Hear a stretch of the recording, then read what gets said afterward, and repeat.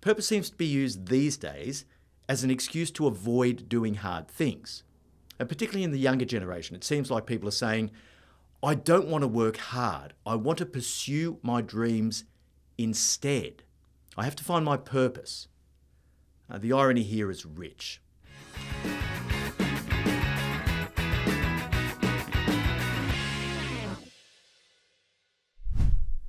Welcome to Moments with Marty, your short, sharp shot of leadership insight to help you stay on track between our weekly episodes of the No Bullshit Leadership podcast. There is so much talk these days about purpose. Kids at a very young age seem to be indoctrinated with the notion that if you don't pursue your purpose, you're somehow lesser, or that what you choose to do has no meaning or value. This is complete bullshit. I didn't find my true purpose until I was in my mid-50s. But in the years prior to that, I loved what I did.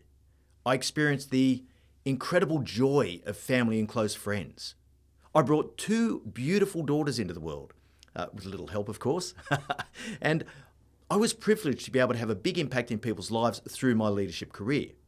We produced a podcast episode some time ago about finding your purpose. I explored 2 very different points of view from well-known researchers and best-selling authors. The first was Tom Rath, who says that purpose is essential to well-being. If you're not pursuing your purpose, it'll eventually have a detrimental effect on your health, your wealth, and your happiness. The other was Buckingham, who captured my imagination with the line, "Purpose is a lie." He calls out the fact that most people never actually find out what their true purpose is. Now, the way I see it, even if you have a job title like influencer, it doesn't necessarily mean you're going to find your purpose there. Don't get me wrong, both Rath and Buckingham would probably agree that having a purpose is better than not having one.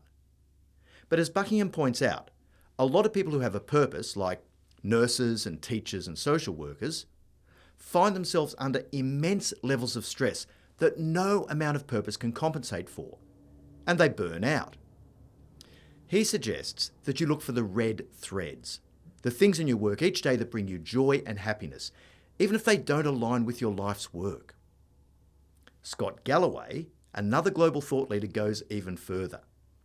In a recent interview, he said, "If you want to punch above your weight class, economically or romantically, then get out a spoon and get ready to eat shit. That's a prerequisite for that kind of success." Galloway's view is that you should find something that you're both good at and can make a lot of money doing, and then pursue that, whether you like it or not. That's going to enable you to afford the things and experiences that give you an amazing life. He makes an excellent point. Now, at various stages of my life, I've probably been in each of those 3 camps. There have been times when I knew that what I was doing wasn't aligned to my true nature and purpose. But I mostly enjoyed it, and I definitely found solace in those red threads. At other stages of my life, I made a bunch of money, which afforded me the opportunity to do things that most people don't ever get to do. And that was awesome too.